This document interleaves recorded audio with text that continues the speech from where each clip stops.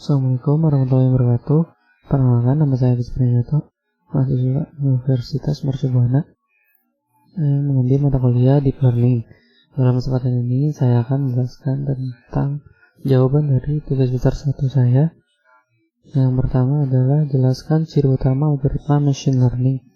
Menurut Colette Francois pada tahun 2017, ciri utama dari algoritma machine learning ini adalah kemampuannya untuk membuat komputer memprogram dirinya sendiri. Pada machine learning, data dan output dijalankan oleh sebuah komputer untuk menghasilkan rules atau program. Yang jawaban nomor 2, apa yang mempengaruhi kinerja model machine learning? Yang mempengaruhi kinerja model machine learning ada beberapa faktor, diantaranya karena pemilihan model yang di-training untuk melakukan pemetaan dari data ke label, pemilihan nilai hyperparameter atau parameter internal dari algoritma pembelajaran, nilai awal parameter model atau jumlah data training yang digunakan untuk mengaproksimasi fungsi target. Jawaban ketiga yaitu apa definisi dari supervised and unsupervised learning. Algoritma supervised learning merupakan algoritma machine learning yang proses pembelajarannya di bawah pengawasan guru atau supervisor. Tujuan algoritma supervised learning adalah untuk mempelajari fungsi pemetaan dari variabel X ke variabel Y. Kemudian algoritma supervised learning adalah proses pembelajaran yang dikuasai oleh guru, sedangkan kemudian algoritma unsupervised learning, yaitu proses pembelajaran lebih bebas karena tidak ada pengawasan. Algoritma unsupervised learning lebih bebas dalam proses eksplorasi data karena tidak memiliki data label dan bisa mencari karakteristik data yang tersembunyi. Algoritma ini menggunakan titik data sebagai referensi untuk menemukan struktur dan pola yang ada di dalam dataset. Nomor keempat, jelaskan secara singkat mengenai reinforcement learning. Reinforcement learning adalah metode pelatihan machine learning yang didasarkan pada penghargaan perilaku yang diinginkan dan atau hukuman yang tidak diinginkan. Secara umum, ada pembelajaran penguatan atau bisa dibilang reinforced learning mampu memahami dan menafsirkan lingkungannya, mengambil tindakan dan belajar melalui coba-coba.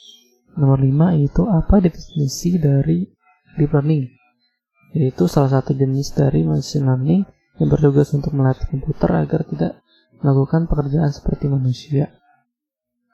Maksud saya agar bisa melakukan pekerjaan seperti manusia, seperti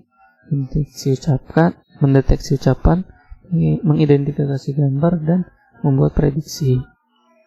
Nomor 6, apa perbedaan machine learning dan deep learning? Yaitu ada 5 yang saya temukan. Yang pertama, human intervention. Machine learning membutuhkan intervensi manusia yang lebih berkelanjutan untuk mendapatkan hasil. Sedangkan deep learning lebih kompleks untuk disiapkan tetapi membutuhkan intervensi minimal setelahnya. Yang kedua, hardware. Machine learning cenderung kurang kompleks daripada algoritma pembelajaran mendalam dan seringkali dapat berjalan di komputer konvensional. Sedangkan deep learning membutuhkan perangkat keras dan sumber daya yang jauh lebih kuat. Permintaan akan daya ini telah mendorong peningkatan penggunaan unit pemeriksaan grafis seperti GPU yang berguna untuk memori bandwidth tinggi dan kemampuan untuk menyembunyikan latensi atau penundaan dalam transfer memori karena paralelisme utas. Yang ketiga, time atau waktu. Machine learning dapat diatur dan dioperasikan dengan cepat, tetapi mungkin terbatas dalam kekuatan hasilnya. Sedangkan deep learning membutuhkan lebih banyak waktu untuk disiapkan, tetapi dapat menghasilkan hasil secara instan. Yang keempat, approach. Machine learning cenderung memberikan data terstruktur dan menggunakan algoritma tradisional seperti regresi linear. Deep learning menggunakan jaringan saraf dan dibangun untuk mengakomodasi volume besar data tidak terstruktur. Yang terakhir, application. Machine learning sudah digunakan di kotak masuk email, bank, dan kantor dokter Anda. Sedangkan deep learning memungkinkan program yang lebih kompleks dan otonom, seperti mobil atau robot self-driving yang melakukan operasi lanjutan. atau advanced operation. Nomor 7, jelaskan tentang konsep single perceptron. Bentuk terkecil dari sebuah ANN adalah single perceptron yang hanya terdiri dari sebuah neuron. Secara sistematis terdapat fitur vektor X yang menjadi input bagi neuron tersebut. Fitur vektor mempresentasikan suatu data point, event, atau instance. Neuron akan memproses input X melalui perhitungan jumlah perkalian antara nilai input dan synapse wake yang dilewatkan pada fungsi non-linear. Pada training yang dioptimasikan adalah nilai synapse wake atau learning parameter. Selain itu terdapat juga bias B sebagai kontrol tambahan. Output dari neuron adalah hasil fungsi aktivasi dari perhitungan jumlah perkalian antara nilai input dan synapse wake. Sebutkan yang ke-8, yaitu sebutkan tahapan perceptron training rule, yaitu inisiasi nilai synapse wake bisa random ataupun dengan aturan tertentu, kemudian lewatkan input pada neuron, kemudian kita akan mendapatkan output. Kegiatan ini disebut feed forward. Yang selanjutnya, nilai output atau actual output tersebut dibandingkan dengan desired output.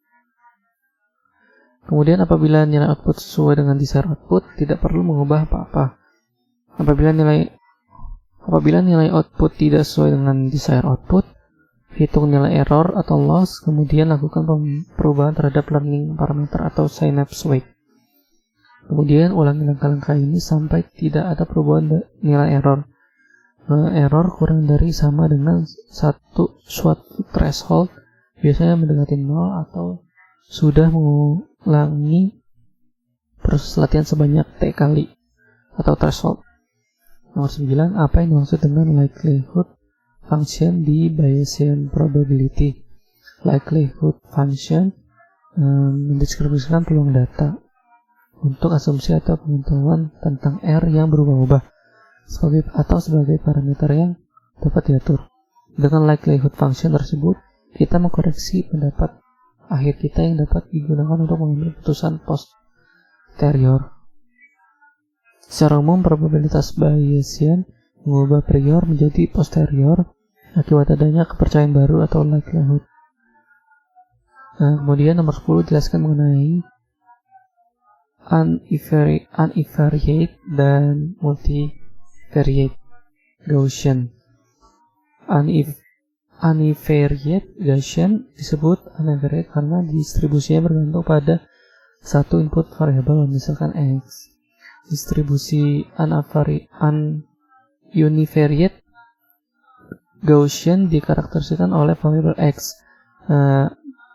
Mean dan varian diberikan pada persamaan pada gambar di bawah ini. Mean adalah rata-rata dan variance merupakan kumpulan data. Karena nilai mean dan variance tergantung pada X, maka kita dapat menganggap bahwa univariate Gaussian bergabung pada satu random variable saja, yaitu X. Kemudian yang kedua, multivariate Gaussian.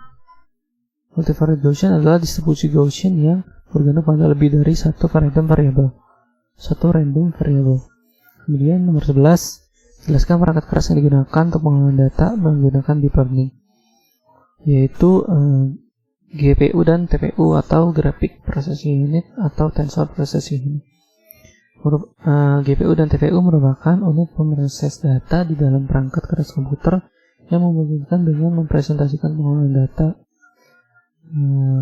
ke dalam operasi matriks pada algoritma model pembelajaran deep learning. Dapat memanfaatkan daya komputasi yang tinggi dari GPU atau TPU sehingga membantu mempercepat waktu proses pembelajaran model deep learning dengan jumlah parameter model yang besar. Nomor 12, menurut Anda, tools atau software apa yang mudah digunakan untuk deep learning? Yaitu ada 4 paling mudah, yaitu Neural Designer, Microsoft Cognitive Toolkit, Keras Library, TensorFlow Library. Nomor 13, sebutkan contoh dataset yang dapat diolah oleh deep learning. Yang pertama itu ImageNet, yang kedua OpenImage, dan yang ketiga iSight. ImageNet adalah dataset citra digital yang terdiri dari 14.197.122 buah citra, 20.000 buah label, dan 1.034 sekian buah anotasi berupa bounding box dan 21.000 sinonim label. OpenImage atau Krasin et al. Menurut Krasin.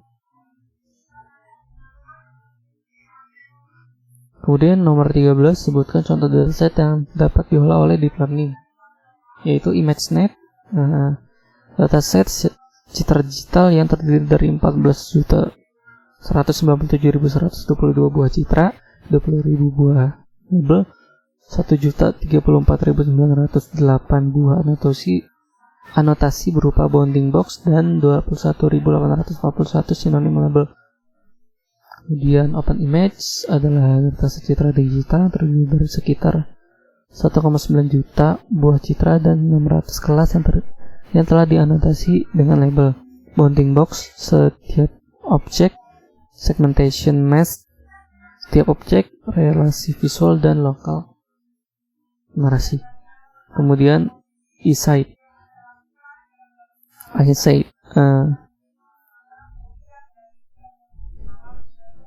adalah dataset acuan di bidang segmentasi objek dari data penginderaan jauh yang telah dianotasi secara lengkap. Dataset terdiri dari 2.806 data penginderaan jauh, 655.451 objek entitas, dan 15 kategori objek. Nomor 14, apa yang dimaksud dengan activation function? Yaitu merupakan sebuah komponen model yang memungkinkan model deep learning dapat memprediksi fungsi pemetaan data terhadap variabel target yang bersifat non-linear. Kemudian nomor 15, apa yang dimaksud dengan fungsi objektif? Fungsi objektif merupakan fungsi linear dan batasan-batasan pertidasaman linear yang memiliki himpunan penyelesaian. Himpunan penyelesaian yang ada merupakan titik-titik dalam diagram Cartesius yang jika koordinatnya disubstitusikan ke dalam fungsi linear dapat memenuhi persyaratan yang ditentukan. 16. Sebutkan formula yang digunakan untuk validasi model deep learning. Yang pertama adalah hold out validation, yaitu ketika kamu membagi dataset menjadi training dan juga test. Dataset training adalah data yang digunakan untuk pelatihan model, sedangkan dataset testing digunakan untuk melihat seberapa baik performa model tersebut pada data yang baru. Kemudian K-fold validation, yaitu metode pemisahan data menjadi beberapa bagian atau K secara acak dengan ukuran yang sama. Salah satu bagian digunakan untuk jadi data testing dan sisanya digunakan untuk data training. Lalu proses ini akan diulang sampai seluruh bagian yang dibagi tadi sudah pernah digunakan sebagai data testing. Kemudian iterated K-fold validation with shuffling. Teknik validasi yang terakhir sangat relevan jika berhadapan dengan sedikit data yang tersedia dan kita perlu mengevaluasi model seakurat mungkin. Kemudian apa tujuan dari nomor 17, apa tujuan dari pembelajaran atau training pada pemrosesan data? Bagian dataset yang kita latih untuk membuat prediksi atau menjelaskan fungsi dari sebuah algoritma machine learning lainnya sesuai tujuannya masing-masing. Kita memberikan petunjuk melalui algoritma agar mesin kita latih bisa mencari kolerasinya sendiri. Selanjutnya itu nomor 18, apa yang dimaksud dengan status gradient descent, yaitu algoritma optimasi iteratif orde pertama untuk menemukan minimum lokal dari fungsi terdiferensiasi.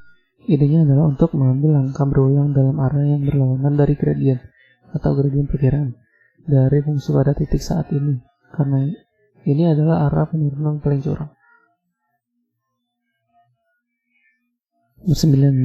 Jelaskan mengenai lokal minima atau disebut minimal iteratif, yaitu minimum lokal mengacu pada minimum dalam beberapa lingkungan dan mungkin bukan minimum global. Maksimal lokal adalah titik fungsi dengan output tertinggi, sedangkan minimum lokal adalah tingkat fungsi dengan output terendah. Namun maksimal atau minimum global berbeda. Mereka mewakili keluaran tertinggi dari suatu fungsi atau keluaran terendah serendah mungkin. Nomor 20, apa yang dimaksud dengan gradien? Dalam machine learning, gradien adalah turunan dari fungsi yang memiliki lebih dari satu variabel input, dikenal sebagai kemiringan atau suatu fungsi dalam istilah matematika. Gradien hanya mengukur perubahan sebuah bobot sehubung dengan perubahan kesalahan. Sekian dari saya, terima kasih. Wassalamualaikum warahmatullahi wabarakatuh.